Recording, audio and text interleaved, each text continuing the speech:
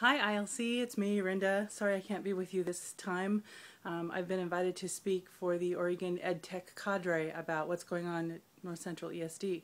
So some of you may know or may remember we won a distance learning and telemedicine grant called Enhancing Learning Options. That's our project name. And part of what's going on with that is that we're combining the original efforts of the Frontier Learning Network, which was begun in 1999 by Active Oregon Legislature, to set up a model distance learning program. We've always been multi-platform. We've always been all content areas. We've always been multi-purpose, not just credit recovery. And so now that we've got enhancing learning options, we're putting equipment into the classrooms to enhance that distance learning opportunity. This grant was a U.S. Department of Agriculture distance learning and telemedicine grant. So let me show you some of what's going on. Right here is a piece of the equipment that is going to go into the schools with those teachers who become part of the grant cohort, not the fan. So these carts are for charging iPads, and the computer then helps with the charging and syncing process.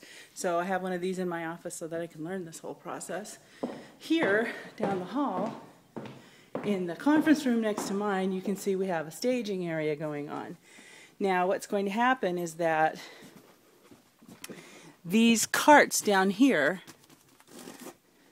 on wheels, we're going to change out the wheels, and these 46-inch screens are going to become part of a video conferencing center that is on wheels, as I said. Two 46-inch screens per center, one for content, one for the people, a dock camera, the spider mic, all a smart board, also on wheels, that is connected up to the whole system. So what's going to happen is kids in the fossil beds, kids in the greenhouses, kids in any of the outdoor classes, out messing around in the forests, the stuff that they do, all the projects that they do, as well as the stuff that happens inside the classroom, can be shared with our partner schools.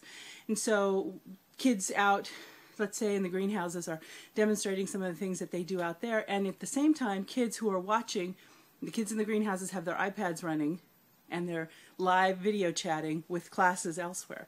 The classes elsewhere have the video conferencing centers going, and they are then recording data on the smart boards and sending that back to everyone who's in the cohort and watching at the same time.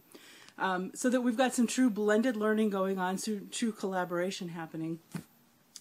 Our partners for the Frontier Learning Network are not only the 6 school districts in our area, plus 6 charter schools that we have in the Valley. Well, one's in the Portland area, so 5 in the Valley. But we've also just begun a partnership with a school in Sydney, Australia. They cover grades 5-12, and some of you might know they call themselves colleges. So Waverly College in Sydney, Australia is joining the Frontier Learning Network. We also have inquiries from a school in Alaska and a couple of schools, I think it's Alabama, anyway, and a former partner in another endeavor in Japan, and then some inquiry going in the UK. So what we're looking to do is let the Frontier Learning Network go global, and so that our teachers can coordinate together for the blended learning opportunities of all of our students. So if you have any questions, give me a call. Lots happening. I haven't even mentioned the Arlington model that which we used to call proficiency, but it's so much more than that. And we are presenting on that as well, April 30th.